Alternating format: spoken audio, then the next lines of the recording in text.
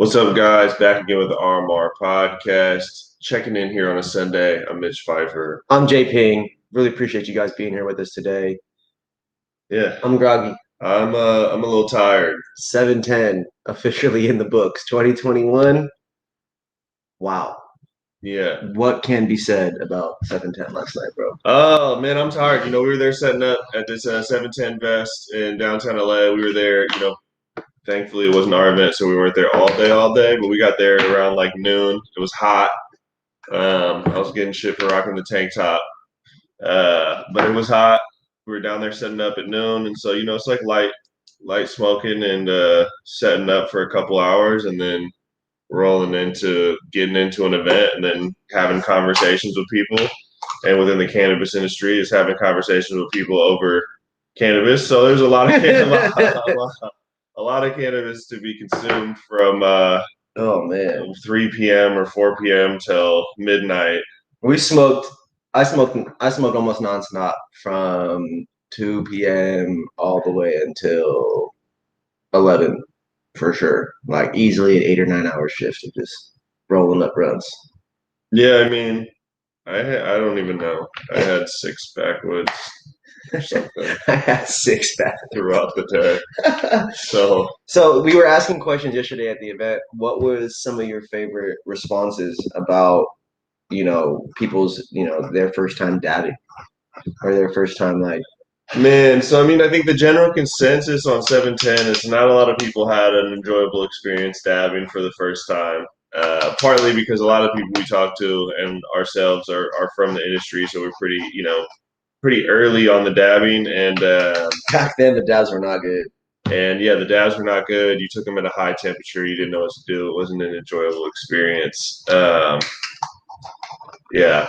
It's very much, when anything's discovered, it gets better with time, Yeah. I'm sure there's a lot of things, over time that just get better, get more refined, get better experiences. So, yeah, I think everyone's initial first time's not that great with dabbing, but it's evolving. I think it's clear that the direction is moving for at least the connoisseurs, to the solventless, the rosin area. If it wasn't for price point and availability, I think that a lot of people would strongly prefer that over anything else. Yeah, if rosin had started off at the price that shatter was or pull and snap back, a couple years ago, we'd be in a whole different conversation right now. Totally. But I get it. It's easier to make, like the pull and snap, BHO and stuff, CO2. It's easier to make it. It's more efficient to make it at scale. It's less expensive. It's less expensive to make it. Less labor. So it's understandable, but we got some rosin right here. One of our sponsors last night was sorry, my bad. Field Extracts, part of the Glasshouse Farms family. Here, check this out. Don't show them the cap. I'll see you get the branding. Look at the rosin in there. Nice, beautiful rosin. GMO to a T. I'm gonna actually put a little bit on this on the outside of this joint. Crazy if I remember. Go crazy. We also did some dabs, Field Extracts times Ember Valley, so that was super cool to see that collab come to life. Yeah, there'll be a review on that stuff coming soon. Yeah, there's a lot of good stuff. Had some Buddies brand dabs out there last night, man. Shout out to Buddies brand. Had some Buddies brand dabs out there. Had some of that gelati crumble coming in hot. But yeah, what's your perspective on? That was the first. You might have been to another one. That's my first cannabis event I've been to since. You've only been to cannabis events out here that we've been doing. Is that your first LA cannabis event?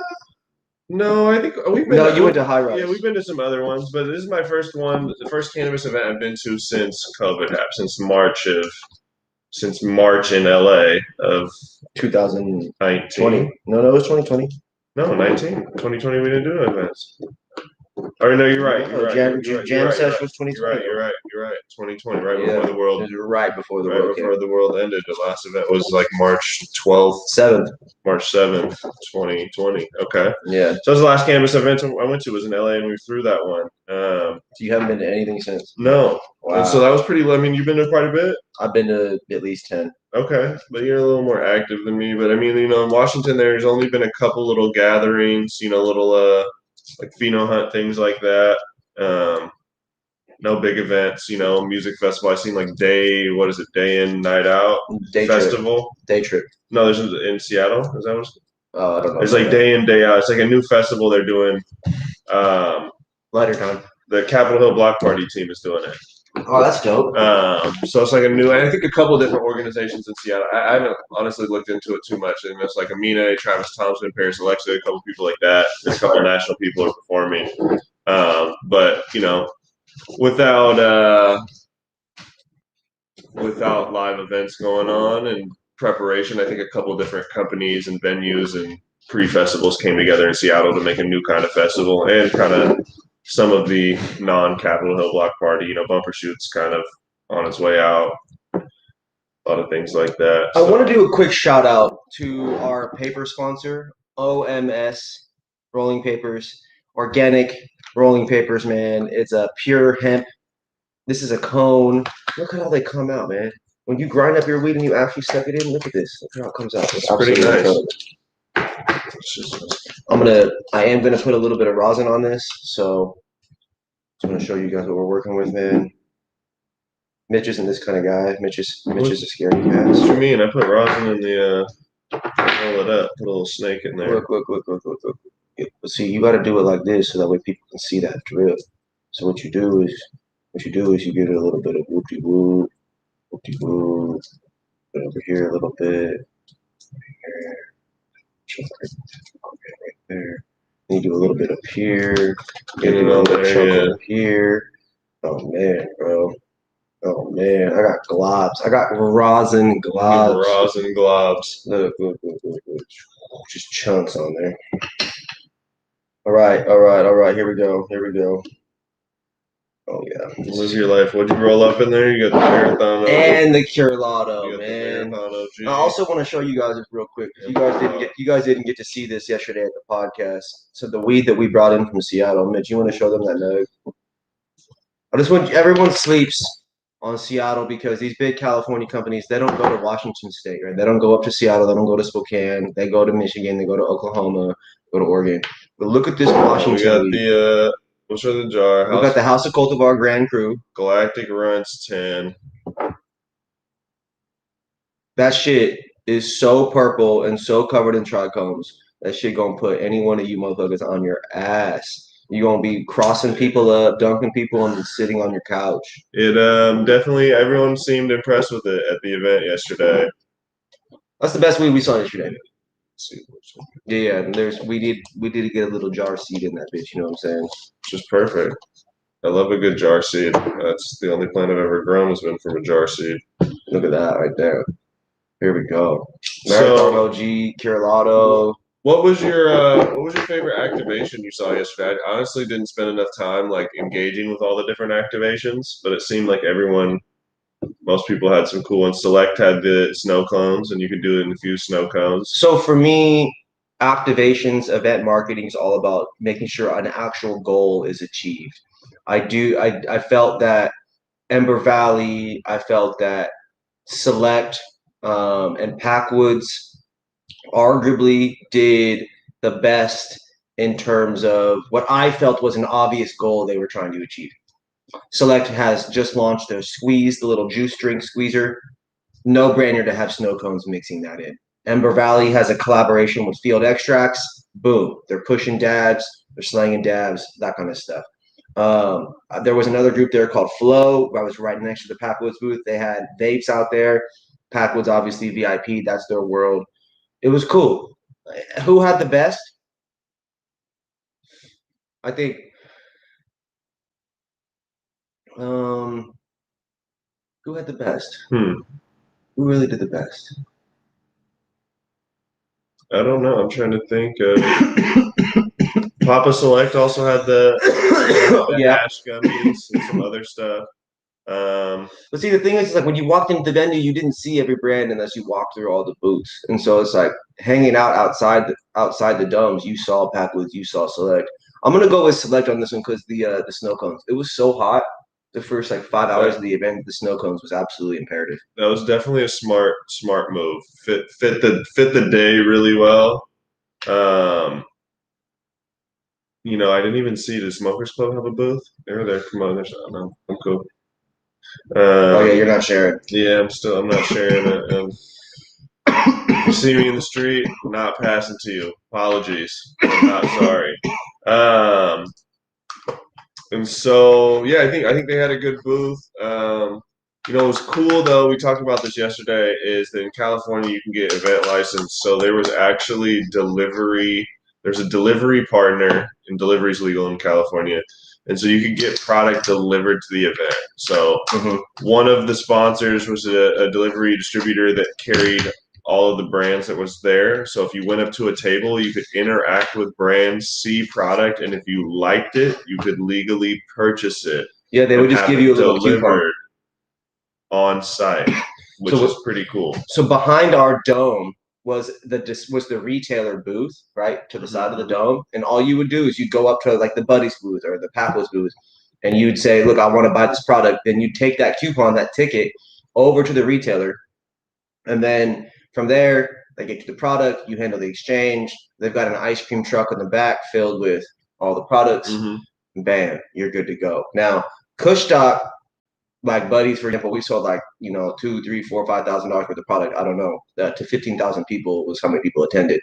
Obviously, Hazy, not a 15,000 person event, so I don't know that sales was going to be as high just because of the pure numbers. But still, nonetheless, private concerts, private festivals with weed for sale at it legally. Come on, go watch Smoke Dizza and a Cameron, to go check out brand new cannabis products that are hitting the market exclusively at that event, and then to be able to try it while watching a Cameron or a Smoke Dizza, it's great. And then for people out there that have never been to, cannabis events like this, for us who throw events and are a part of events, there was no alcohol there, only cannabis, and thank God. It was a great time. I mean, when there's alcohol there, sure. When there's cannabis there, you see the joint, the joint tips, the filters everywhere, right? Just like anywhere else, you see cigarettes, right? You see the butts of joints everywhere. But there's no bottles, there's no cans, there's no throw up, there's no sloppiness. It takes a lot longer for the bathrooms to get trashed at any event where there's a massive amount of people. The bathrooms are going to get trashed, toilets are going to get clogged.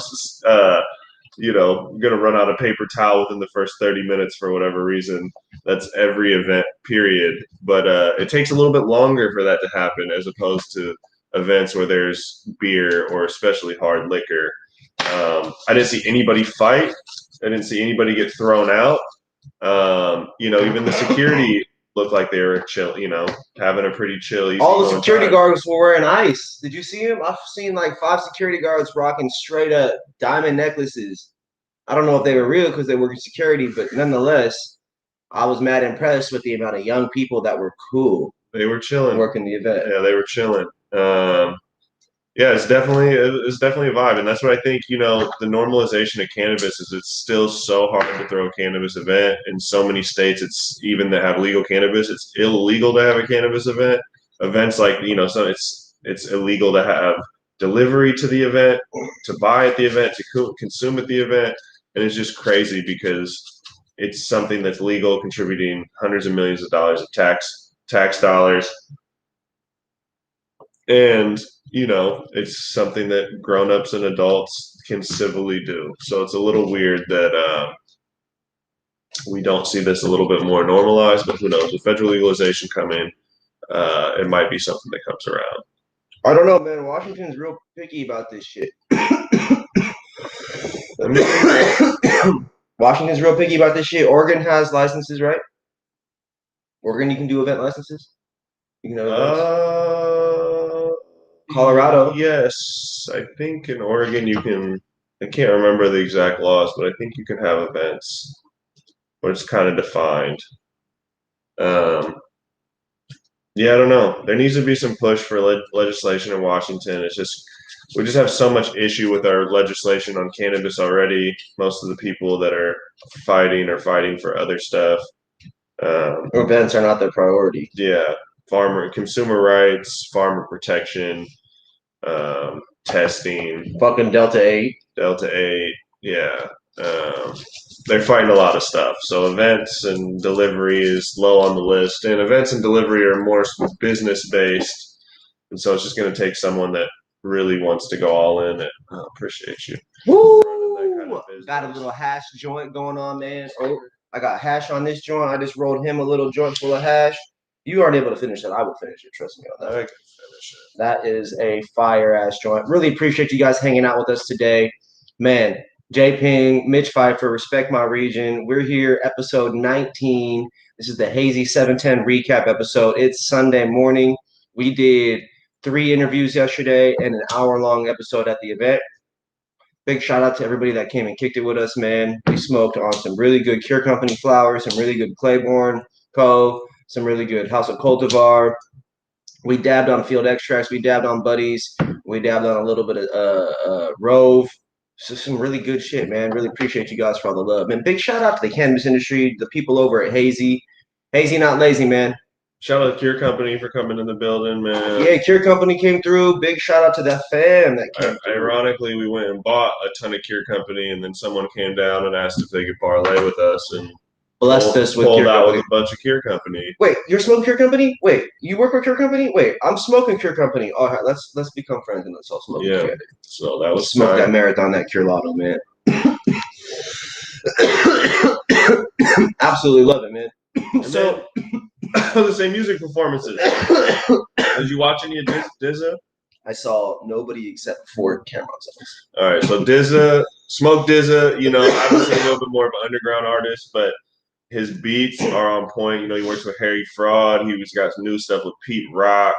You know, he works with really, really solid producers. So his beats, that was the first thing. His beats were slapping, and he actually be rapping. So while he is Kush God rapping about weed, which is highly relevant to that audience, he was out there rapping, spitting, and the beats were sounding super good. And then Cameron came on to close out the night and just did a little bit of all the hits, man. Dude, it was dope. I don't honestly know all the Cameron hits, but I can tell you that listening to him do his fucking thing was super tight. I really enjoyed the hits that he did. I really enjoyed the energy. He wasn't up there lip syncing. He was up there rapping the whole time. And that was super dope. Yeah. He really killed it. Yeah, he did. People in the crowd were rapping every single word for word to some of the songs. Yeah, and one of the guys that we were kicking with, he said he drove 3 hours just to see Cameron. He said he didn't even believe for a minute when he was like kicking it in our room. He's like, I don't even believe he's coming. I think it's all hype. So he didn't even think, he's like, I'll believe it when I see it. Then he saw it and was like, he did it. So he drove. It was a free event. It was a cannabis guy, but he drove 3 hours just to see Cameron. So that's the only reason he was at the event. And that's the thing, man. You know, when I was at Kushstock, I met people that flew in from Georgia, from Louisiana, from Texas, just specifically for this cannabis event, just to learn about it, and just to see, you know, what's going on in the industry and all that kind of stuff. And so, big shout out to the people that are out there taking the risk to do the industry, man. Thank you guys for the engagement. Big shout out. We are approaching 1,000 subscribers. I said that when we hit 1,000, we'll be sending out 1,000 on YouTube. 1,000 on YouTube subscribers. Big shout out to y'all for that. We're getting close, if not already there today. So love y'all for that. You're gonna give something out when you hit 1,000? Yeah, we're gonna give out a little RMR CBD, some papers. I might even include a little sneak peek of some other weed products. You know what I'm saying? This shit's fire. Yeah. So I mixed the marathon with the Curlado with the GMO banana hash. For you, the hash is right up there at the top. Yeah, I already know. And then there's another one at the bottom. All right. Well, yeah, I got the one at the top. I felt that. That's why I was coughing. Yeah, that shit. I got another little glob right there on the outside of this shit. It's fun, man. We're still celebrating 710, man. It's a blessing. 710 is oil upside down. And so this holiday I believe it was created to give, you know, celebrations to, you know, the people who made, you know, oil and concentrates and cannabis extractions and, you know, not necessarily popular, but just a thing. Yeah. You got to think, man, like as a medical patient, cannabis oils really does save people's lives. Full spectrum oil, RSO, those kinds of things, that really does save people's lives, man. Yeah. So, yeah, did they do something at 710 yesterday? I know that's not really a thing, but did they do something? Do you know? Who? At the event, did they do a 710 at 710? You know, I have no idea. We were tucked away in our little pop-up studio. Not sure. I don't think they did, but well, in the future, we got to make sure we do that. Yeah, just thinking about that. But when it's 420, everybody celebrates. When it's 710, we got to do it too. I think that should be a thing. That should definitely be a thing. Should be celebrating 710 every day, taking dabs, hitting vapes. Maybe I'll do that. Maybe I'll check in every day at 420 and 710. 420 and 710. We just want to do a quick episode with you guys this morning, man, just to stay consistent, man. We really love you guys. This is the RMR Podcast. I'm Jay Ping. This is Mitch Pfeiffer. If you guys ever have any questions, please feel free to drop them below. We respond. We engage. We try to get, try to really build a community as best as we can. If you guys ever have any feedback, we're always here. We're working on different events. We're working on concerts. We're working on secret little socials. We're working on a campaign called the North American Weed Tour, which that's what we should talk about next. Yeah. So starting August 1st, we are going to be launching the North American Weed Tour, which essentially is us doing between, 75 to 80 podcast episodes, just like this. But we'll be talking to different growers, different brands, different entrepreneurs and business owners across the cannabis industry in all of North America. So Mitch is going to be doing interviews. I'm going to be doing interviews. You never know if we're both going to be on the show. You never know if it's just going to be one of us. But Mitch is a better interviewer than me, so I'm hoping that he's going to do more of these than I am. Who knows? Who knows? Walter Cronkite. You ask better questions, man. You ask better questions. I'm out here just to get high. Yeah, that's fair. I feel like I'm good at doing that on these shows. That's fair. Just rambling and just getting high. I like to learn, man. A lot of people got really good stories. Like most people don't even know your story of how you got into music. I don't even know that I've heard your story of how you got into music. I mean, you're still not in the cannabis industry, so one day you'll join this officially. I'm in the scene. I'm in the mix. You're a LinkedIn cannabis entrepreneur. Only in LinkedIn. That's it. I don't even smoke weed. You didn't even have a bracelet last night at Hazy. How did you get in? I don't know. I don't know. I didn't get a bracelet. I didn't either. Every time I left to go somewhere, people were asking me, "Where's your bracelet? Where's your bracelet?" And no one even brought it up to me. That's why I didn't even realize it till the end that I was like left out of the club. That's what happens when you get there early, I guess. We got there early and did not leave. Yeah, man. So North American Weed Tour coming up. We're going to be doing content with brands, companies, people in the industry across the entire country. You're going to go out to the East Coast for the first time, check some stuff out, like in Boston, their recreational market out there. We got Hall of Flowers. Hall of Flowers. And Boston Cannabis Week. Boston Cannabis Week. And then we're not planned on anything to Detroit yet, but got to get out there, check out Detroit. I am gonna go up to Seattle. Come to Seattle. Yep. I'll be in Seattle, and then I guess we should schedule something for Spokane. We do something, yeah. And then Oregon will be a must. Maybe Arizona now too, that it's recreational. Who knows? We're gonna be moving and grooving, but thanks to the power of the internet. Oklahoma, yeah, we're getting out to Oklahoma. But thanks to the power of the internet, we'll be able to talk to people in all of the recreational and medical states, see what cannabis looks like in their area. We're looking for more dispensaries and more brands to talk to and to feature. We'd love, if you guys have any recommendations, please feel free to just drop them in the comments or shoot us a DM. We would love to interview as many extraction experts, as many lab technicians, bud tenders, you name it, man. We really just trying to highlight and showcase the culture in all these places. I think that's what's really unique about it. And from craft to commercial, people that are small mom and pops, and some of the largest companies.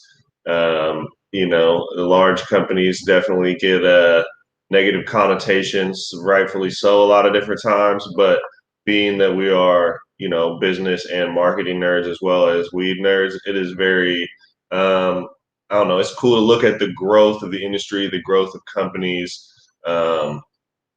companies coming out publicly with cool packaging and great products and great narratives that helps bring more consumers or consumer awareness, helps break the stigma down. And it's the inevitable future of where this is going. So there's some cool things around that. Some people might disagree, but there's some cool things around that. And then on the flip side, being that we are consumers, the mom and pop, the craft side is where we identify and the products that we choose to really consume on a personal level more often than not. So it's really good to look at both sides of the industry because they both are critically playing a role for right or for wrong. I buy commercial weed. I buy craft weed. I personally prefer whatever is terpier and is more of a affordable price point to just my reality. You know, there are certain days where I have no problem spending, you know, $100 on some really, really dope weed products. And there's other days where I have, you know, like, yo, I just got to get high and it just needs to not make me sick, you know? And so I think that there's just so many different realities for people. Craft, commercial, the North American Weed Tour is all about is helping people gain access to these things, man. Discovery, awareness.